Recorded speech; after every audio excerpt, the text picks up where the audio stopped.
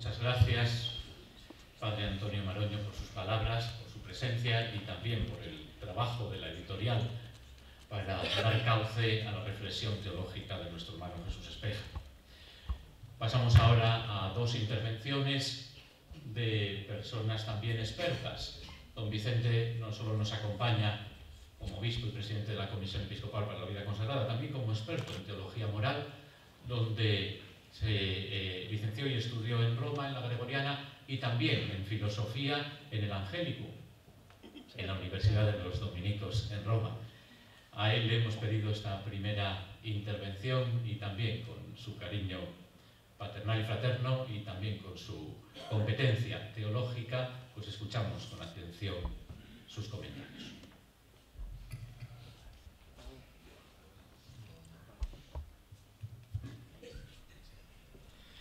Muy buenas tardes, queridos hermanos y hermanas. Me complace participar en este acto de presentación del libro de Fray Jesús Espeja Pardo, titulado, como sabemos, a los 50 años del Concilio, camino abierto para el siglo XXI.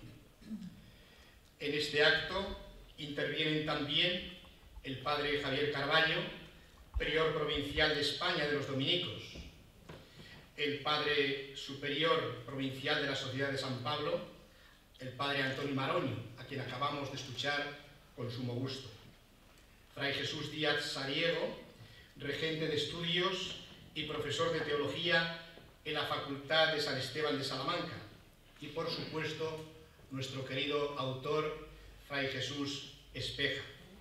Para todos ellos y para ustedes presentes en este acto, mi saludo cordial y fraterno.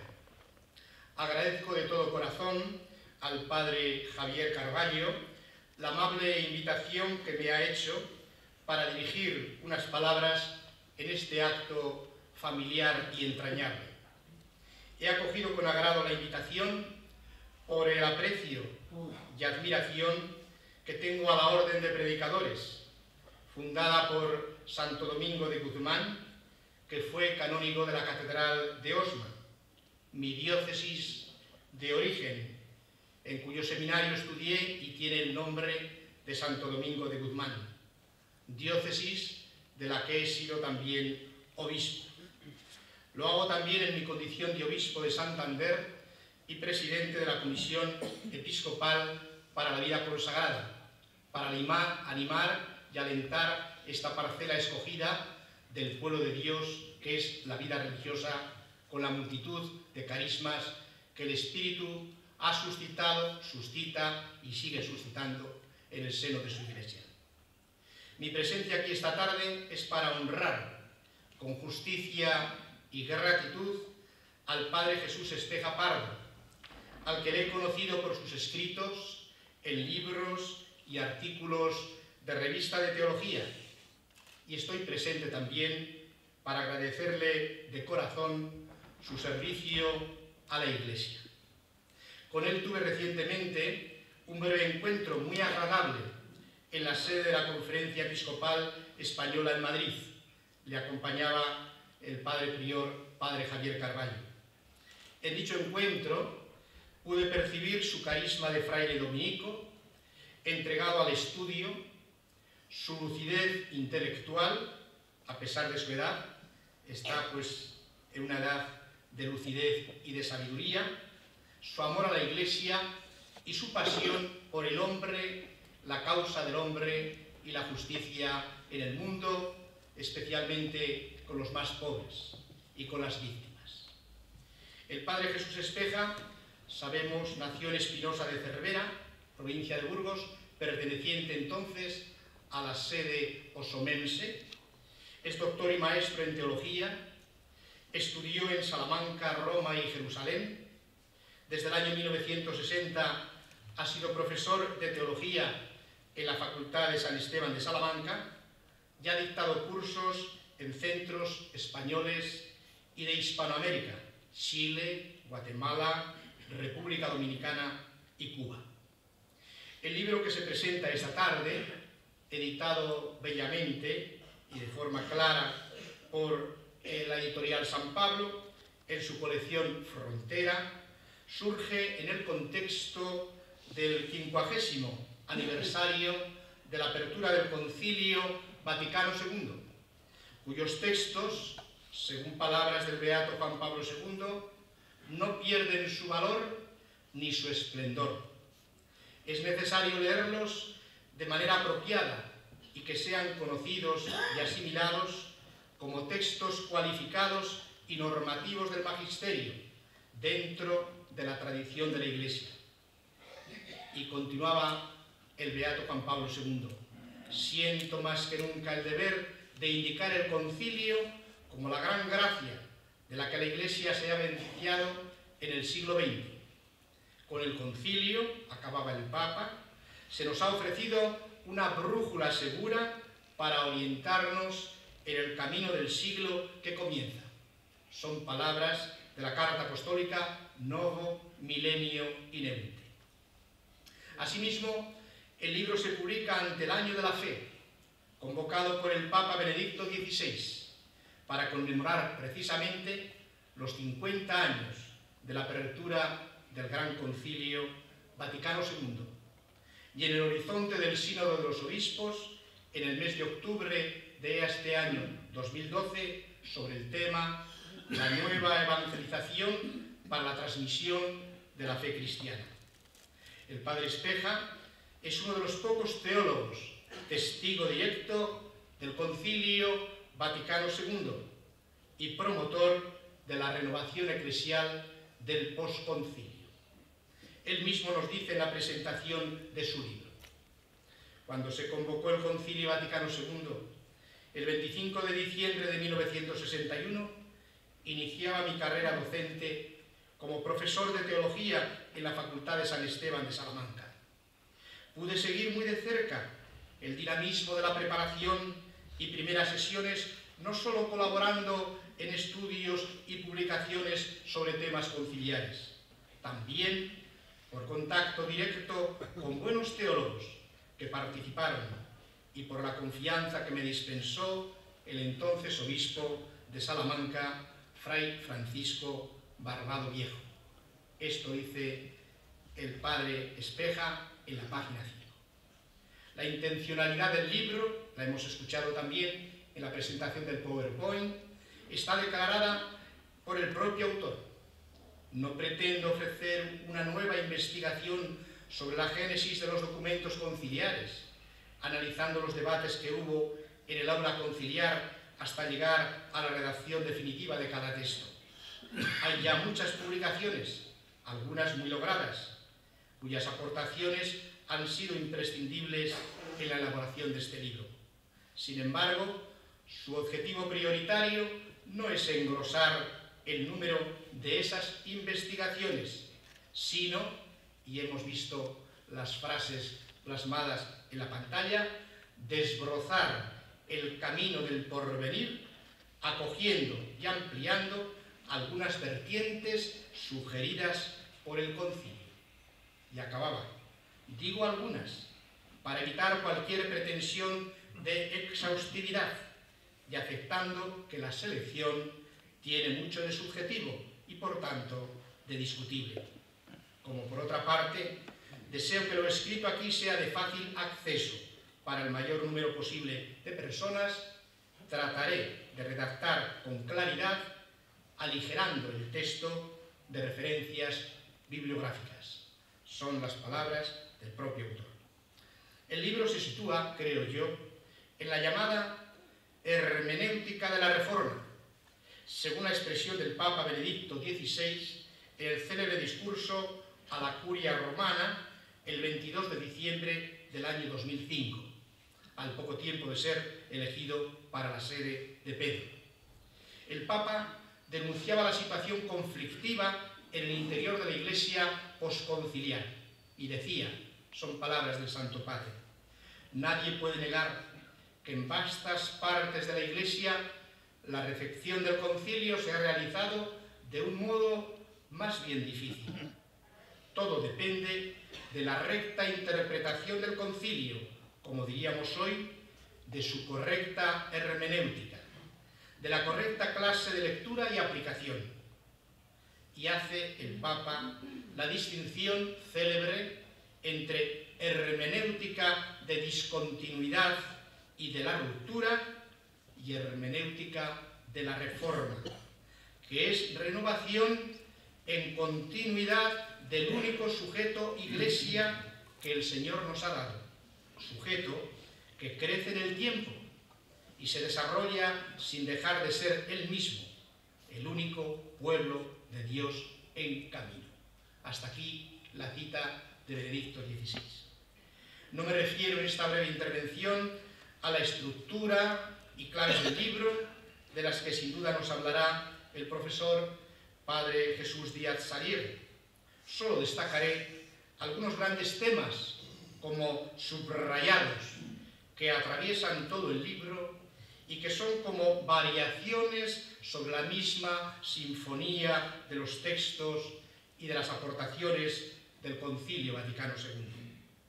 Destacaré tres aspectos: el misterio de la encarnación, la Iglesia al servicio de la humanidad y algunos de los signos de los tiempos.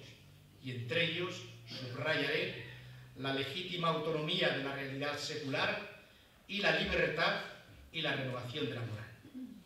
Vayamos por partes. El misterio de la encarnación. Una de las líneas de fondo del libro es la llamada por el Padre Espeja la densidad teologal del mundo, que hay que aceptar con cordialidad. Densidad teologal quiere decir que la historia humana es la historia del Hijo de Dios, asumida en su encarnación y renovada constantemente por el Espíritu Santo. En este mundo crece ya el reino de Dios, del que la Iglesia, como dice Lumen Gentium número 5, es en esta tierra germen e inicio. El mundo es una realidad habitada por una presencia de amor. En esta valoración de la encarnación, que sigue el surco abierto por San Agustín, Santo Tomás de Aquino, el Padre Cheny, el Padre Congar, presenta una visión positiva del mundo, aunque con el contrapunto de sus sombras y de su pecado. El mundo y su historia son realidad amada y acompañada continuamente por Dios. Dice el Concilio Vaticano II en el memorable número 22 de Gaudium et Spes, que en realidad el misterio del hombre solo se esclarece en el misterio del Verbo encarnado. El Hijo de Dios con su encarnación se ha unido, en cierto modo, con todo hombre. Y el Papa Benedicto XVI, en el discurso de apertura en la quinta conferencia del Episcopado Latinoamericano, el 13 de mayo de 2007, afirmó: el Verbo de Dios, haciéndose carne en Jesucristo, se hizo también historia y cultura.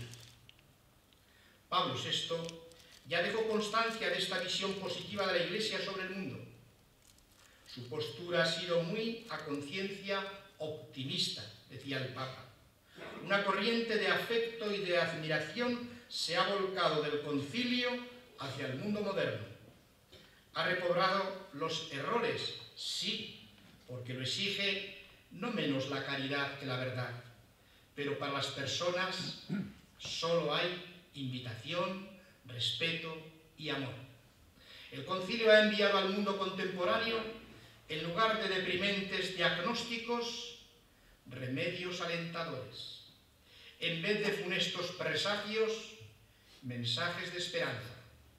Sus valores no solo no han sido respetados, sino honrados, sostenidos sus incesantes esfuerzos, sus aspiraciones purificadas y bendecidas. Así se expresaba Pablo VI en el célebre discurso El valor religioso del concilio, al que hay que volver. Esta visión positiva del mundo se concreta en varias consecuencias que el Padre Espeja subraya en su libro en las páginas 85 a la 90, y son las siguientes, las apunto simplemente. De la condenación al diálogo. Las realidades seculares tienen consistencia en sí mismas. dignidad de toda persona humana, la organización social al servicio de las personas, el hombre vocacionado para el diálogo con Dios, puestos en manos de nuestra propia decisión. La libertad religiosa es un derecho de la persona. Aspecto segundo, la Iglesia servidora de la humanidad. La Iglesia en el concilio no solo entró en diálogo con el mundo, sino que se puso al servicio de la humanidad.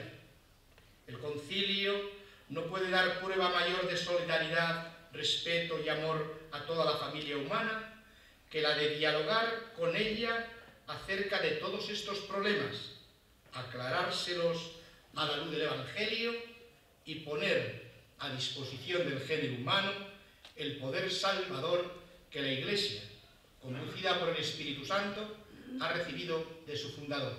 Son palabras de Gaudium et Spes en el número 3.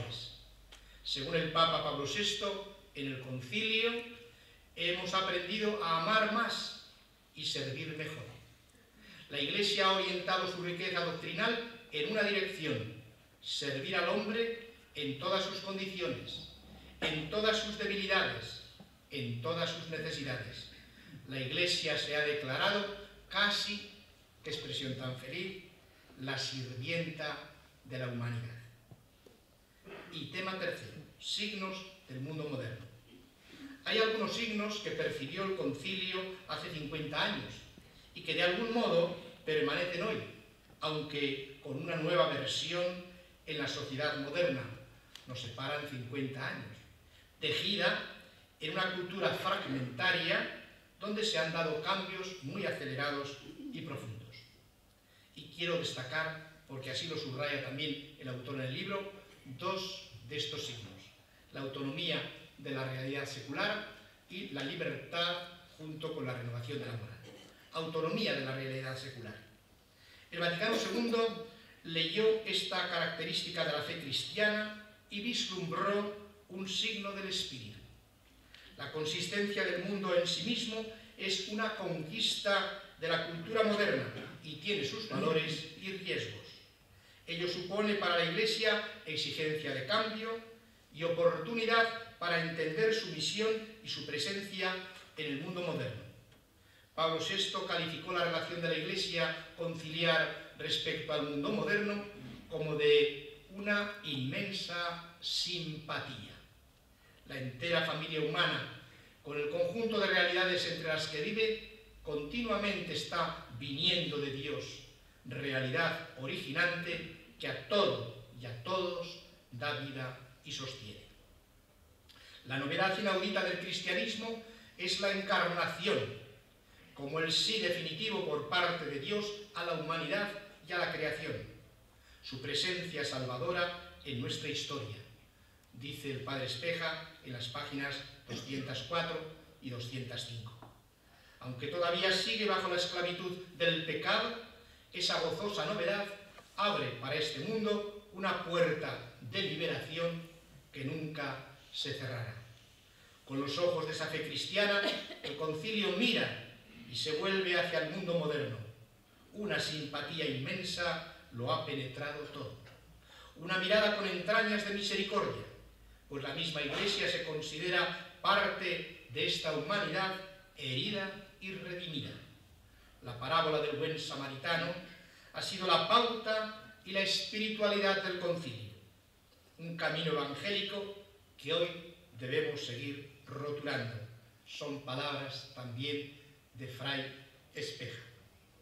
La Iglesia, añado yo, debe poner el aceite del consuelo y el vino de la esperanza en tantos hermanos heridos y marginados en el camino de la historia. Y otro tema de este signo de los tiempos, y es el último que señalo, libertad y renovación de la moral. Un signo relevante del mundo moderno es el reclamo y la aspiración de la libertad. El Concilio Vaticano II, hace 50 años, hizo un discernimiento sereno. En ese anhelo se vislumbra la llamada del Espíritu y sugiere caminos de renovación en muchos campos, especialmente para la moral cristiana.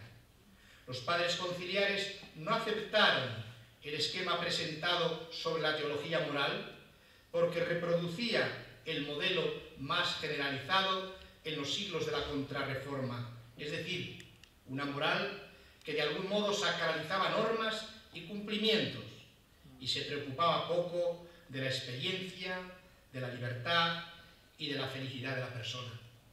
Dejando a un lado la moral prioritariamente preceptiva, abrió dos pistas para caminar hacia la necesaria renovación de la moral: la inspiración religiosa y la vocación de los fieles en Cristo, con la obligación de producir frutos en la caridad para la vida del mundo. Desde el siglo XVII, la teología moral se desgajó del dogma y vino funcionando desvinculada de dos referencias fundamentales. Primera, la Sagrada Escritura, cuyo centro y culminación es la encarnación del Hijo de Dios, y la segunda, los progresos de las ciencias humanas, cada vez más deslumbrantes en el mundo moderno. De ahí el deseo vivo y la recomendación del Vaticano II para renovar la teología moral, en un célebre texto que ha guiado la renovación del tema moral después del concilio. Tengas especial cuidado en perfeccionar la teología moral, cuya exposición científica, nutrida con mayor intensidad de la doctrina de la Sagrada Escritura, deberá mostrar la excelencia de la vocación de los fieles en Cristo y la obligación de producir frutos en la caridad para la vida del mundo. Es verdad, afirma el padre Espeja, que hoy la teología moral renovada ha conectado con la Sagrada Escritura, que es el alma de toda la teología y, por supuesto, de la moral, y ha incorporado las aportaciones de las ciencias humanas. También se presenta la moral cristiana como la ley de Cristo, la obra del gran maestro Bernard Häring, del que tuve la dicha de ser discípulo suyo en Roma, marcó una nueva etapa de renovación para la moral. Pero hay que profundizar más en esta dimensión cristológica, hasta concluir que la moral cristiana no es más que seguimiento de Jesús o la conducta de Jesucristo como ley. En expresión del concilio, la moral cristiana es la vocación de los fieles en Cristo. En relación con el tema de la renovación de la teología moral, se da importancia en el libro que estamos presentando del padre Espeja, en las páginas 271 a 275, y a la dignidad y a la formación de la conciencia, a la luz del número 16 de la Constitución Pastoral Gaudium et Spes, que es un mini tratado enjundioso de la conciencia cristiana. La conciencia es el núcleo más secreto y el sagrario del hombre. La fidelidad a esta conciencia une a los cristianos con los demás hombres para buscar la verdad y resolver con acierto los numerosos problemas morales que se presentan al individuo y a la sociedad. Añado, aunque no lo tengo aquí escrito, que el cardenal Newman, célebre buscador de la verdad, llama a la conciencia el primer vicario de Cristo. Frase que ha recogido el Catecismo de la Iglesia Católica. Concluyo. En resumen, creo que el libro del padre Jesús Espeja se mueve entre la memoria y la prospectiva, como queda patente en el título: a los 50 años del concilio, un camino abierto para el siglo XXI. Es una síntesis sobre el significado de la celebración del Concilio Vaticano II y sobre la evolución y cambios que se han producido en la sociedad moderna y en la Iglesia durante los 50 años del posconcilio. Domina a lo largo y ancho del libro el realismo en los juicios que hace el autor, con toques de crítica constructiva. El libro ayuda a valorar la aplicación del Concilio Vaticano II en la Iglesia, especialmente en España. El autor pone de manifiesto que el concilio constituyó la preparación providencial de las conciencias para una doble reforma: la intraeclesial por un lado y la social política por otro. En el orden intraeclesial, el concilio nos ha abierto a una comprensión más rica de la Iglesia, más teológica y menos jurídica, más sacramental y evangelizadora, más centrada y apoyada en sus realidades sobrenaturales que en las situaciones o poderes exteriores. En el orden extraeclesial o en lo que se refiere a la relación de la Iglesia con el mundo moderno, las orientaciones conciliares, sobre todo la Constitución Pastoral Gaudium et Spes, han contribuido a establecer unión íntima de la Iglesia con la familia humana universal y a ponerse al servicio de la humanidad. El libro es como un espejo, viene de espeja, en el que podemos mirarnos y espejarnos y reconocernos en la aventura fecunda de estos 50 años. Es una buena contribución para la preparación y vivencia del Año de la Fe con motivo del 50º aniversario del Concilio Vaticano II. Felicito de todo corazón al Padre Jesús Espeja por la publicación de este libro y deseo que su lectura ayude a releer hoy el Concilio desde el contexto actual de nuestra Iglesia y de nuestra sociedad. Quiero felicitar también a la Sociedad de San Pablo, a su presidente y al Padre Provincial, Padre Antonio Maroño. Y quiero felicitar, por supuesto, a toda la Orden de Predicadores. Muchas gracias, Padre Jesús Espeja, por este regalo de su madurez y sabiduría de teólogo. Y para todos los que estáis presentes aquí esta tarde, muchas gracias por vuestra presencia y participación en este acto. Gracias.